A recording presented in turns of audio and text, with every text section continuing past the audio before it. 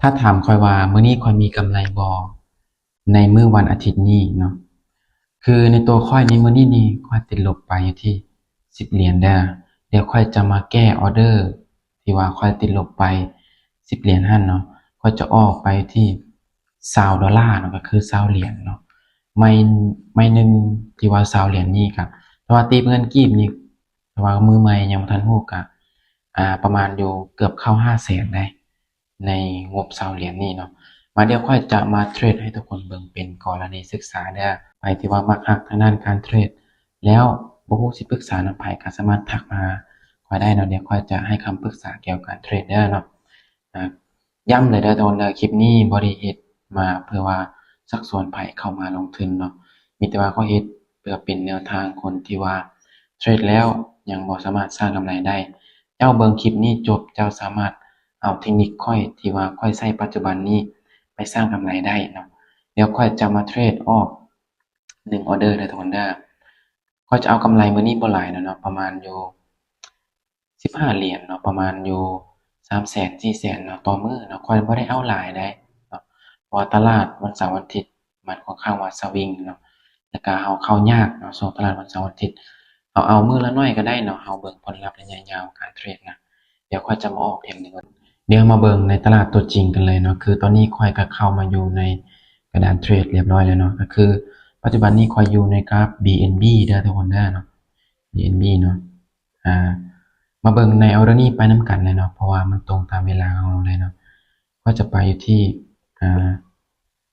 เมื่อกี้นี้ข้อยว่าจะไป$20แต่ว่าข้อยจะไป35เด้อข้อยจะไป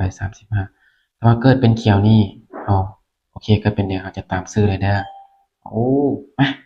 มาเบิ่งไปนำกันทุกคนในออร์เดอร์นี้ย้อนหยังจึงว่ากดซื้อเนาะคือว่าพอกดขายเมื่อกี้นี้มันเกิดเป็นเขียวเนาะออกไปที่35เด้อเนาะเห็นบ่ในโซนนี้นะ อ่าทุกคนสามารถเอาไปปรับใช้ได้เลยเด้ออดีตมันเคยเกิดเป็นแดงสองแล้วอนาคตที่ว่ามันจะเกิดเป็นเขียวสองนี่มีหลายทุกคนเด้อฉะนั้นให้ทุกคนนี่ตามเป็นครูมันเลยเนาะเพราะฉะนั้นนี่ปิดให้ค่อย95%เลยที่ว่ามันจะวินเห็นบ่ทุกคนสังเกตเบิ่งแม่อดีตของมันเคยเกิดเป็นแดงสองเนาะเห็นบ่อันนี้ก็เกิดเป็นเขียวสองเห็นบ่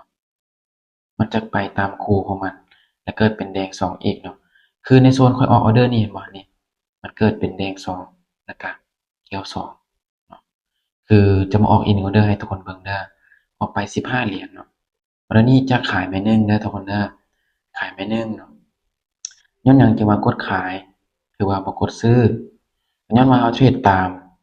รูปแบบที่ว่ามันเกิดเป็นคู่เด้อเนาะ เขียวสองแดงสองเขาก็ตามมาแล้วเนาะเขาก็ตามแดงสองอีกเนาะออเดอร์ถัดไปถ้ามันยังเกิดเป็นเขียวเขาก็ตามซื้อเนาะโอกาสที่มันจะเกิดเป็นคูนี่มีหลายถ้าว่ามันได้เกิดเป็นแดงอีกเขาก็บ่ฟ้าวกดออกออเดอร์เนาะเพราะว่ามันจะออกจากแท่งเทียนคูแล้วเด้ออเดอร์นี้เนาะวินนี้ค่อยได้โอเคสวยทุกคนเห็นบ่นี่ออกไป2ออเดอร์เนาะเดี๋ยวทุกคนเด้อไป2ออเดอร์35แล้วก็15 ตัวนี้ก็เทรดช่วงเมื่อวานนี้นะให้หมดเวลาก็เมื่อวานนี้ติดลบนะประมาณนี้นะทุกคนเนาะการเทรดนะคือเห็นบอกถ้าว่ามันได้เกิดเป็นแดงเราก็บ่ฟ้าวกดออกออเดอร์เนาะตอนมันเกิดเป็นเขียวนี่เราก็กดซื้อขึ้นไปเนาะอ่าลองไปปรับลองไปปรับไส้เบิ่งเนาะทุกคนเนาะลองไปปรับไส้เบิ่งเด้อเทรดตามรูปแบบที่ว่าเป็นคู่สลับเนาะแต่ว่ามันจะเกิดเป็นคู่ได้มันจะสลับแดง แดงสองแล้วก็เขียวสองแล้วก็แดงเนาะแดงสองอีกแล้วก็เขียวสองมาเบิ่งออเดอร์นี้เนาะว่าจะวินให้ค่อยบ่อ่าถ้าว่าวินค่อยก็จะมีกำไรของเข้าว่าหลายได้น่าจะกลายเป้า12เหรียญเนาะวินออเดอร์นี้ก็น่าจะฮอดเป้าประมาณอยู่10ปลายเหรียญเนาะทุกคนเนาะ10ปลายเหรียญนี่แหละเอามาเบิ่งไปนำกันโอเควินเห็นบ่ทุกคน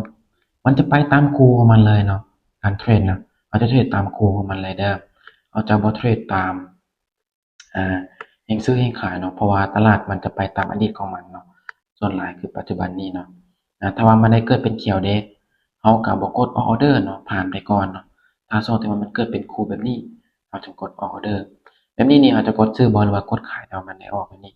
แต่ว่ามุมมองข้อยนี่ข้อยมักขายได้เนาะมาเบิ่งเนาะแต่ว่าข้อยบ่ได้กดเนาะ เบิ่งตามที่ข้อยวิเคราะห์นี่ว่ามันจะวินบ่